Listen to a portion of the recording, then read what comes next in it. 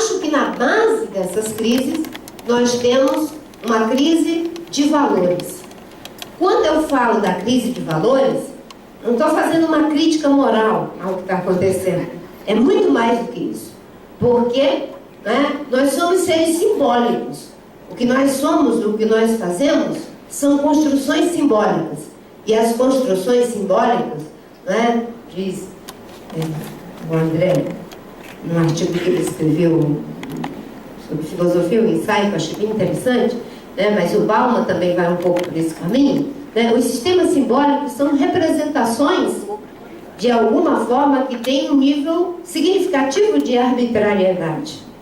O que faz sentido para mim, eu tomo como verdadeiro, ou para a nossa cultura. O que faz sentido para os índios é falso.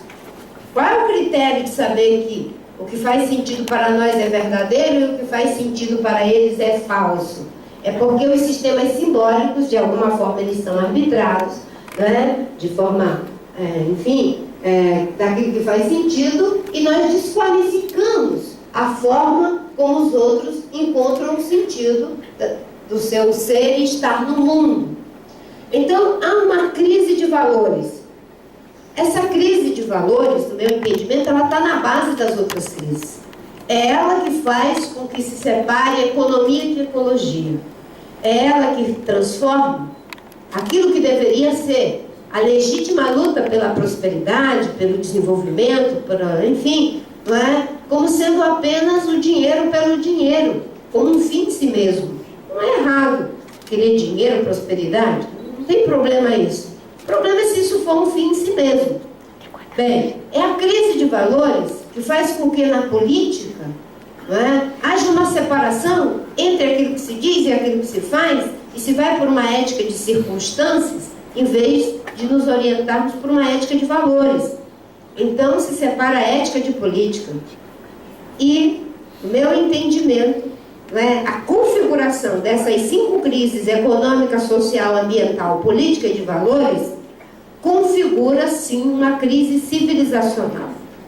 E não é fácil enfrentar crises civilizatórias. Nós não temos sequer um know-how de experiência para nos inspirar.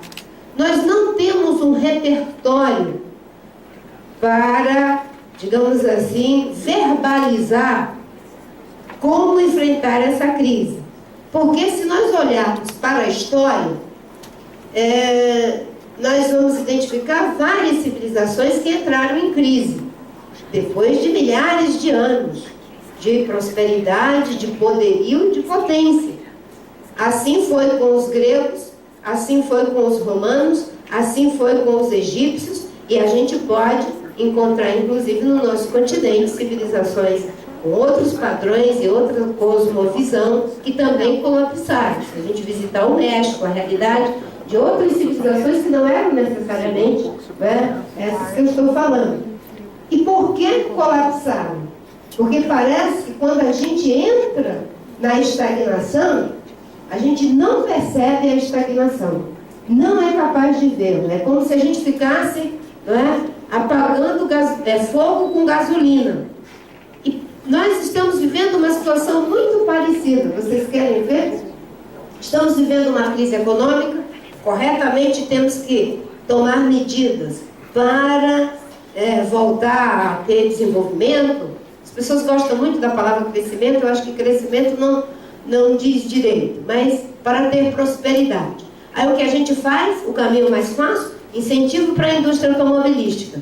Aí incentivo para a indústria automobilística, mais carro. Mais gente no trânsito em São Paulo, em Campinas, sem poder andar. Mais queima de combustível fóssil. Menos investimento para que a gente tenha um sistema de transporte público que dê acessibilidade, que a gente possa transitar. Ou seja, a gente apaga fogo com gasolina.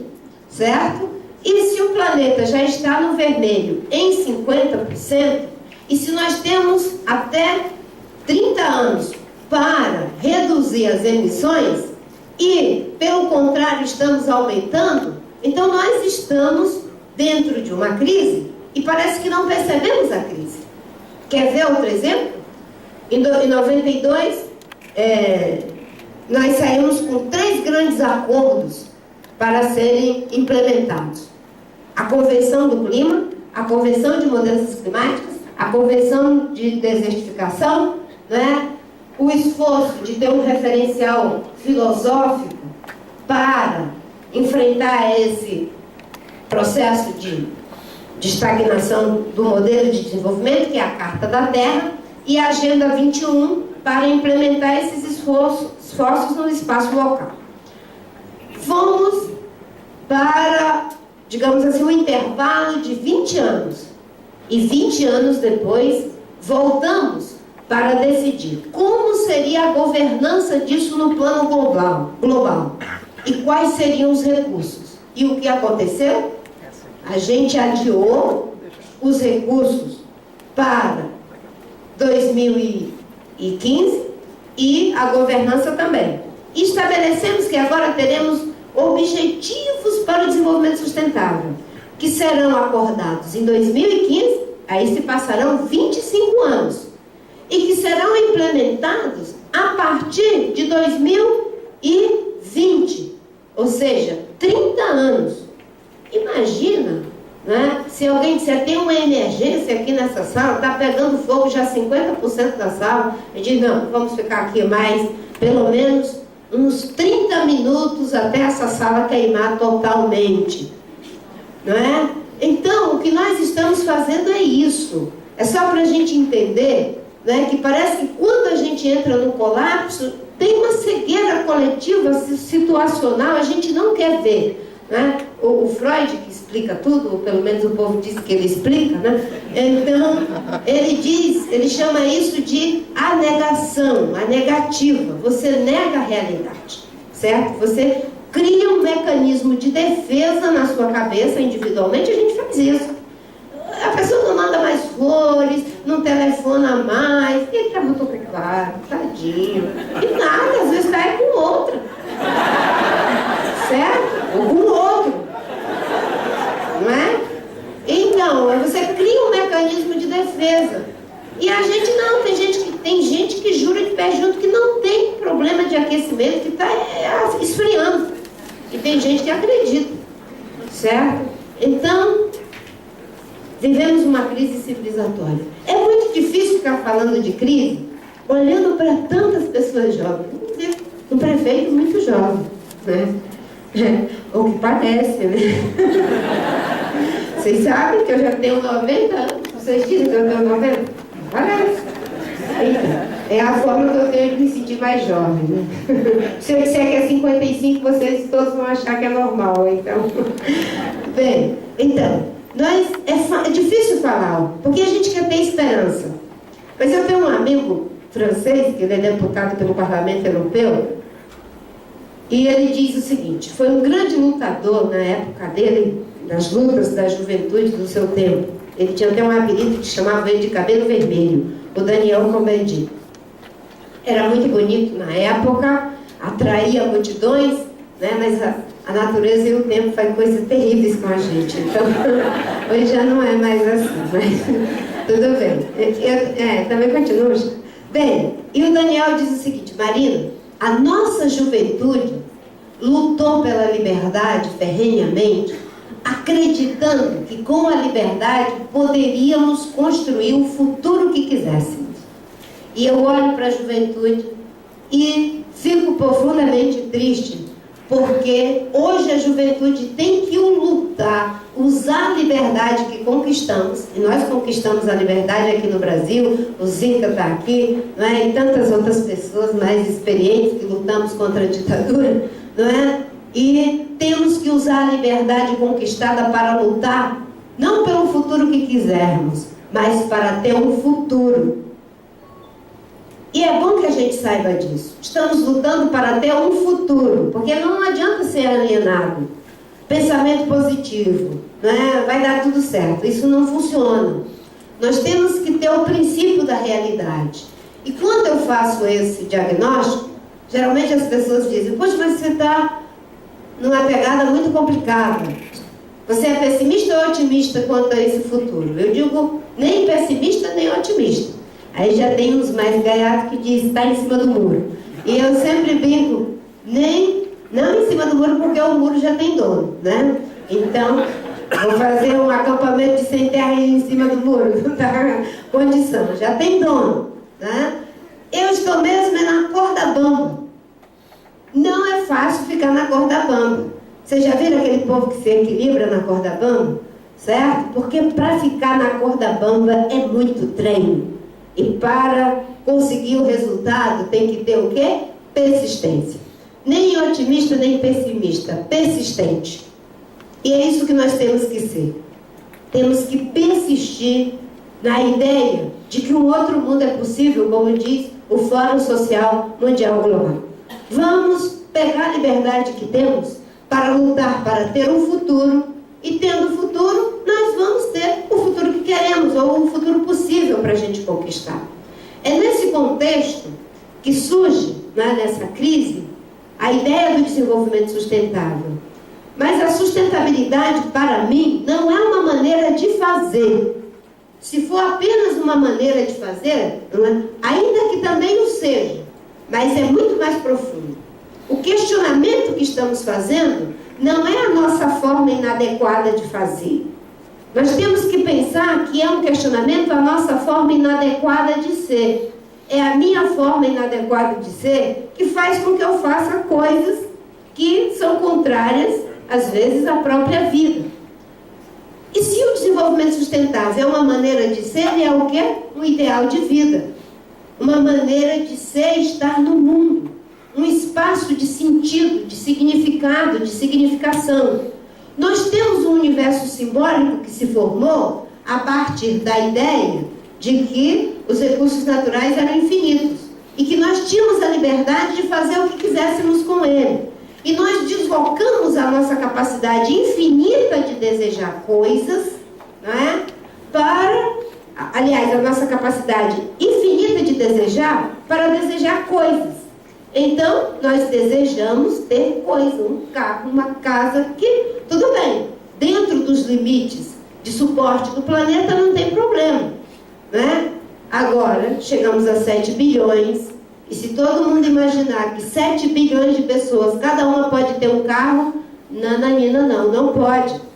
Se o padrão americano, europeu, japonês de desenvolvimento for universalizado para os 7 bilhões de seres humanos, vamos precisar de 5 planetas, só temos um, certo? E se esse modelo não pode ser universalizado, não pode ser defendido, porque senão eu vou achar que ele é para uma meia dúzia e não é para todos. Eticamente só pode ser defendido aquilo que pode ser universalizado, se nos consideramos raça humana, correto? Então, nós estamos diante de um modelo que não tem sustentabilidade econômica, social, ambiental e também não é sustentável do ponto de vista ético. Sabe quanto de emissão é um americano equivalente a chineses? Um americano tem emissão de CO2 equivalente a 25 chineses. Correto? Só que eles são mais de 1 bilhão de seres humanos. E alguém vai dizer, não, esses aí não podem comer, esses aí não podem morar, porque nós temos que manter esses aqui com emissão equivalente a 25 de vocês. Fiquem do jeito que vocês estão aí. Eticamente não tem sustentação isso. Concorda? Bem, mudar o modelo de desenvolvimento e sair de uma situação como essa não é algo que seja fácil. Não é um desafio para um grupo. Não é um desafio para um partido. Não é um desafio para uma pessoa ou para um segmento. Não vamos criar a ilusão de que a ciência, por mais que dê uma contribuição fantástica, é ela que vai resolver. A gente quer se iludir com isso. Não, a ciência vai resolver. Daqui a pouco eles vão inventar, vocês aqui vão inventar uma coisa que a gente pode continuar tendo cada um carro, 7 bilhões, e a ciência dá uma resposta. É possível que um dia dê, mas a natureza tem um tempo de adaptação muito longo. E as nossas coisas são muito velozes, né? Então a ciência não pode dar conta. Não podemos nos iludir de que a forma insustentável terá uma resposta mágica, porque não é mágica, senão não seria ciência. Bem, é um esforço da humanidade. É um esforço da humanidade, do melhor da ciência, do melhor das artes, do melhor da espiritualidade, do melhor do empreendedorismo social, do melhor do empresariado comprometido com uma outra visão de mundo, inclusive mudando o conceito do que é empresa, do que enfim, investimento privado. É privado, mas não significa que não esteja linkado ao interesse público. E tem muita coisa que é estatal, mas não é pública, porque é privatizada por aqueles que pegam um pedaço do Estado para eles. Há um processo de ressignificação que precisa ser feito. Se não é um grupo, se não é uma pessoa, se não é um esforço civilizacional. Então, nós não somos mais militantes de um partido, de um grupo. Nós somos militantes da civilização, certo? E a ONG, o Departamento de Pesquisas Ambientais, o médico no seu laboratório, qualquer um aonde estiver, tem que estar comprometido com essa agenda. E o que seria um novo partido no contexto de uma situação como essa? É por isso que eu disse que não dá para ficar falando a rede isso, a rede aquilo. Tem que ter um enquadramento, já que temos o privilégio de poder conversar aqui. Porque quando converso com a imprensa, as pessoas perguntam: e aí, como é que vai ser as coligações? E aí, como é que vai ser não sei o quê? E eu digo: meu Deus, isso é um esforço de médio e longo prazo, aonde as eleições, o processo político é um ponto, aonde ser deputado, presidente da República, é parte desse esforço civilizatório. Mas a grande mudança é uma mudança, uma quebra de paradigma dentro de nós. Não é um processo de transição demorada, como eles estão fazendo, porque não há tempo. Não vai ser uma ruptura abrupta, como alguns pensavam. Se a gente fizer uma revolução, amanhã a gente decreta que aqui no Brasil, não é, toda a energia já é limpa, renovável e segura. Isso não é mágica. Não adianta fazer revolução, por quê? Só temos 45% de matriz energética limpa, renovável, não é? E com graves problemas, como é o caso de Belo Monte. É preciso ser um investimento continuado. Se não é ruptura abrupta e se não é mutação demorada, se não é transição demorada, o que pode ser? Eu tenho dito que é uma mutação. Uma mutação possibilitadora. Os biólogos entendem mais do que isso. O que é uma mutação mais do que eu? Uma mutação pode ser possibilitadora ou não. Uma pedra branca, um calango vermelho, né? A águia crau, o calango. Isso não é uma mutação possibilitadora. Uma pedra branca, o calango branco, você chama calango, lagartixa, sei lá, no Acre, calango. Né? A lagartixa é branca, é uma mutação possibilitadora. Nós temos que, né, a vida busca a vida. E eu acho que como a crise é para toda a humanidade, porque a diferença da crise dos gregos é que eles estavam fenecendo, mas tinha alguém florescendo em algum lugar. E eles não abarcavam o mundo inteiro. Hoje, o índio Axanica, lá em Cruzeiro do Sul, está dentro da crise. Está dentro dessa rede, está dentro desse sistema globalizado. Não tem aonde a gente se esconder. Isso é de tal magnitude que eu acho que, como a vida busca a vida, está começando a haver um esforço da humanidade no sentido de descolar dessa estagnação. Há um núcleo estagnado, não é? Que não tem mais atravessamento, não tem porosidade, não tem mais como respirar. E o povo continua apagando fogo com gasolina.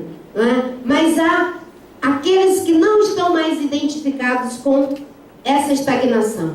E eles estão indo para a borda. Eu falo muito dessa história de borda. Não é? Estão indo para uma borda. Presta atenção, se você vai caindo num buraco, imagina aqui um buraco. Eu escorrego, a primeira coisa que eu tento é me segurar em alguma borda. Isso porque a gente entra em vestigem quando você fica sem chão. Nós estamos vivendo uma vestigem coletiva, certo? E as pessoas estão procurando uma borda para segurar. Não tem borda, certo? Mas o que o ser humano faz? Ele cria uma borda com ele próprio. Ele mesmo faz a borda.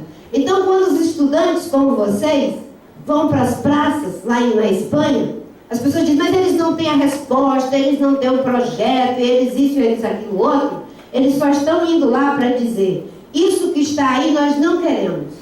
Isso está destruindo o planeta, está destruindo a vida. Nós não confiamos mais nos nossos representantes que acham que podem nos substituir. E nós estamos dizendo aqui, como eles botaram uma faixa linda, que eu tenho lá, né, guardada essa imagem: os nossos sonhos não cabem dentro das urnas de vocês.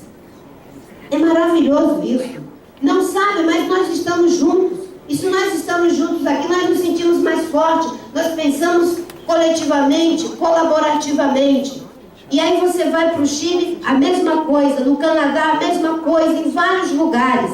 A juventude não se deixa aprisionar por projeto de poder, pelo poder do dinheiro, pelo dinheiro. Mesmo quando ela sonha com poder, mesmo quando ela quer ganhar dinheiro, ela se envolve com quem tem visão antecipatória. Porque é a vida que busca a vida. Eu tenho uma amiga que é uma pessoa muito próspera. E ela disse: eu sou de uma família tradicional muito rica. E o meu irmão, na época, meu pai queria que ele se preparasse para cuidar do nosso patrimônio. E o meu irmão quis ir para a França, acho que para a França, fazer engenharia. Isso foi um tiro de misericórdia na família. Como é que vai querer ser engenheiro para virar peão? Olha só, é tão rico que engenheiro é peão, né? Para mim, eu achava que engenheiro era rico. Né? Eu já achei que quem tinha um caminhão era rico, passava na porta, eu olhei: é rico, tem um caminhão. Né? Eu fui mudando meu conceito de rico. Bem, aí ela disse isso. E eu fiquei pensando: ele queria ser engenheiro. Por que queria ser engenheiro? Porque ele queria trazer a indústria, ele queria entender como é que se fazia infraestrutura num país como o Brasil. Certo? E ele queria investir nisso. E disse: se eu não entender disso, de infraestrutura e dessas coisas, eu não vou saber fazer os investimentos certos. Então, para fazer... Quais eram os ideais? Ele tinha outros ideais para o Brasil. E os ideais dele gerou outros projetos identificatórios para o Brasil. Fizeram. Eles queriam trazer o telefone, eles queriam trazer o trem, eles queriam trazer essas coisas que estão aí. Os projetos e os ideais identificatórios dos jovens desse tempo são os mesmos? Se for, nós estamos dentro da estagnação. Mas os ideais identificatórios para esse tempo, com certeza, são da sustentabilidade econômica, social, ambiental, cultural, política, ética e até mesmo estética. E esses ideais identificatórios criarão novos projetos identificatórios. Se alguém aqui está pensando em aprofundar para explorar mais petróleo, comece a trabalhar como aquele engenheiro para dizer: como é que eu faço para produzir energia solar na quantidade que é preciso para o sistema econômico brasileiro? Como é que eu faço para produzir energia eólica na quantidade que o sistema econômico brasileiro precisa? Como é que eu faço para usar a biomassa do bagaço da cana, da palha da cana, equivalente a 4 Belo Montes que está aí se estragando, para botar isso no sistema? São novos ideais identificatórios, novos projetos identificatórios. A mudança que nós queremos não virá, não é, pelas mãos de um partido ou de um líder carismático. Está surgindo um novo ativismo no mundo. E olha que eu digo isso com uma certa tranquilidade, porque de alguma forma Deus me deu um presente. Eu tenho carisma, certo? Mas se existe uma coisa para a qual o carisma deva ser usado, é para ajudar a convencer as pessoas de que não dependam do carisma. Esse século, esse momento, vai exigir um outro sujeito político. Um sujeito político responsável, que não se engana que tem um salvador da pátria. Não tem um salvador da pátria. E a gente se desilude tão rápido com os nossos representantes, é porque a gente terceiriza para ele: resolva lá. Eu quero ficar distante disso. Depois eu até me esqueci que eu votei nele. E se ele aprontar, eu nem vi, nem conheço. Correto? Cada vez mais é preciso um sujeito político comprometido. E existem meios para isso. Se a imprensa fez uma revolução que mudou, não é, do poder da monarquia para a república, nós vamos criar novas formas de mediar os nossos interesses, com a revolução dos meios de comunicação que temos hoje. Tudo está mudando com a internet. Eu não faço apologia da internet, porque não é só uma coisa boa. Pode ser para o bem ou pode ser para o mal. Mas tudo está mudando. A gente está revolucionando na produção de conhecimento, a gente está revolucionando na produção da cultura, da espiritualidade, de tudo. Agora as pessoas acham que na política não vai acontecer nada. Aí a juventude se mobiliza e consegue 1,5 milhão de assinatura para protestar contra o Renan e diz, não vale. Não vale porque é virtual. Não é? Alguém dizia, não vale porque eles estavam na praça. Antigamente era na praça. A praça hoje é a forma que vocês têm de protestar. E eu digo, olha, não se iludam, porque daqui a pouco isso vai transbordar. Isso vai transbordar porque essas pessoas já não são mais aqueles ativistas do meu tempo. No meu tempo do Zica, não é? O ativismo era um ativismo dirigido pelo partido, dirigido pelo sindicato, dirigido depois pela UNE, pelo DCE, depois vem as ONGs, dirigido, né, pelas corporações. Hoje, com a internet, a gente vive o ativismo autoral. Cada pessoa é autor, mobilizador da sua ação. E vocês estão aqui porque vocês querem, certo? Vocês é que quiseram. Não tinha ninguém dizendo, ó, tem que vir, tem que ir, a Marina está aí, não sei o que, um sindicato. Não, são pessoas que dão suporte, colocam a informação, o Zica, a Michele faz transitar a informação, mas a escolha, não é autoral. Isso é maravilhoso, isso vai no caminho desse sujeito político que se coloca como protagonista e não como espectador da política.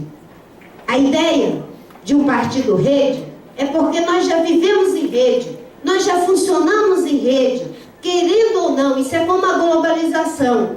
Mesmo eu que não sou, digamos, das tecnologias, né, se eu pegar os meus filhos, dá 1000 a 0 no que eu sou, correto? Mas eu sei que eu estou em rede, né? Do mesmo jeito que os índios isolados estão na globalização. Eles também estão já funcionando em rede, porque os meios dessa época produzem uma forma de ser, estar no mundo, de produzir conhecimento, de produzir relações que não são mais da forma como nós nos imaginávamos.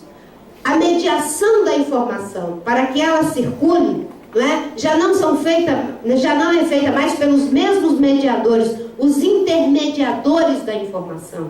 Hoje ela transita de uma forma mais aberta, mais horizontal, quase que feromônica. É assim que a informação transita. Então, por que rede? Porque nós já somos uma rede, nós botamos o nome. A rede, movimento, é muito maior. Muito maior. A rede partido é apenas uma pequena ferramenta para o exercício da política institucional dentro da rede grande das pessoas. Assim como esse departamento é uma pequena ferramenta dentro da rede, assim como você, como médico responsável, é uma pequena ferramenta dentro dessa rede.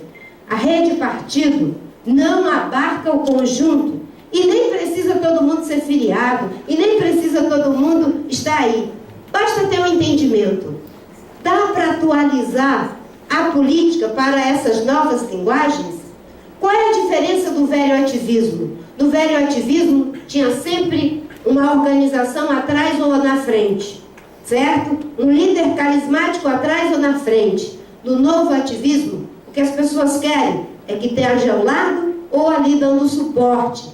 Mas ele é o autor mobilizador. Qual que era a característica desse ativismo dirigido? Tinha uma propensão muito grande aos projetos coletivos. Aliás, a gente diluía o sujeito. Tudo era nós, eram os companheiros, né? Era um sujeito oculto. Nesse novo ativismo, há uma acentuação no indivíduo. Se no primeiro, não é, a tendência ao coletivo era boa, por outro lado, paradoxalmente, colocava o sujeito como espectador, porque os louros do que era feito era sempre dado à organização ou aos seus dirigentes, e nunca para o coletivo, correto?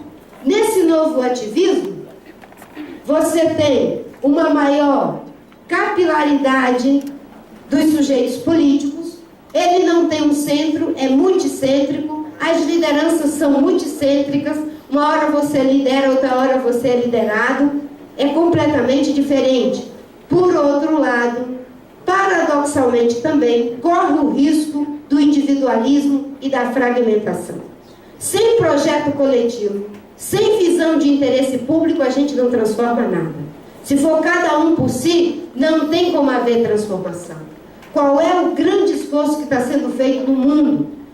Esse movimento de partidos estranhos, com nomes estranhos, é só pesquisar. Está acontecendo no mundo inteiro. Está proliferando no mundo inteiro, porque é uma nova forma de expressão para esse novo ativismo que está surgindo. O professor Eduardo Viola diz que é mais ou menos 20% da população do planeta que não está satisfeita com essa estagnação, que se desidentificou dessa estagnação, que veio para a borda, e aí eu digo, essa borda está se organizando para encapsular o centro. Fazer essa mutação para encapsular o centro.